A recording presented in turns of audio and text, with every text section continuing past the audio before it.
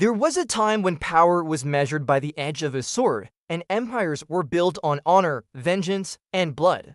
Our story begins in an age of legend when the Greek kingdoms stood divided, each proud and unyielding.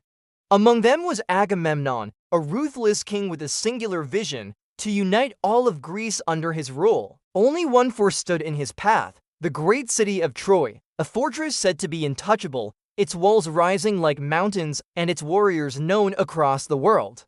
Meanwhile, Prince Paris of Troy visits Sparta on a diplomatic mission but falls hopelessly in love with Helen, the wife of King Menelaus. Blinded by desire, Paris takes Helen back to Troy, an act that shatters peace and ignites one of the greatest wars in human history. Enraged and humiliated, Menelaus turns to his brother Agamemnon, who sees this as the perfect excuse to launch an invasion and bring down Troy. Agamemnon gathers all the kings of Greece for war, and at the heart of his army is the most feared warrior of the ancient world, Achilles. A demigod on the battlefield, Achilles seeks not riches, not conquest, but eternal glory. Though he despises Agamemnon and questions the war, he cannot resist the lure of his name being remembered forever, and so he joins the campaign. The Greek armada sails across the Aegean Sea and lands on Trojan shores.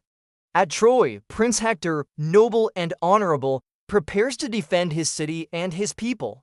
While Paris brought this war upon them, Hector must now fight it. Battles erupt, and blood is spilled. Achilles fights like a god among men, but after a personal conflict with Agamemnon, he withdraws from the war, leaving the Greeks at a disadvantage. Tragedy strikes when Hector kills Patroclus, Achilles' beloved companion, mistaking him for Achilles because he wore his armor into battle.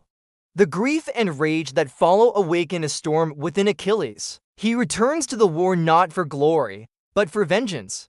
In one of the most intense one-on-one duels ever fought, Achilles faces Hector outside the gates of Troy. The fight is brutal. Hector falls. Achilles, consumed by pain, drags his body back to the Greek camp, a gesture meant to shame the Trojans.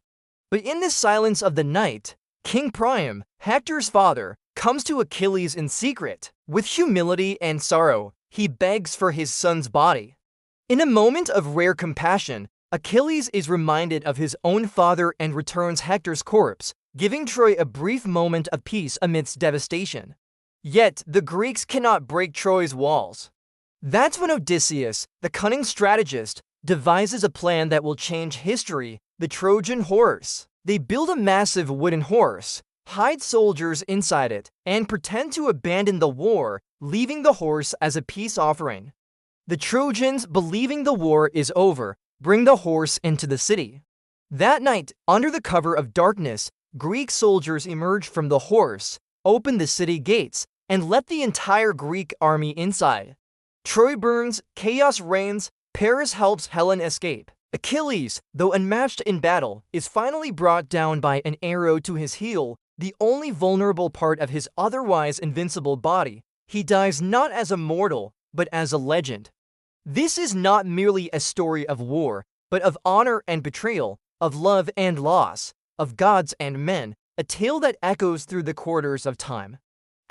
This asterisk is the story of Troy a city that stood against fate, and a hero who became immortal not through living forever, but by dying in a way the world would never forget.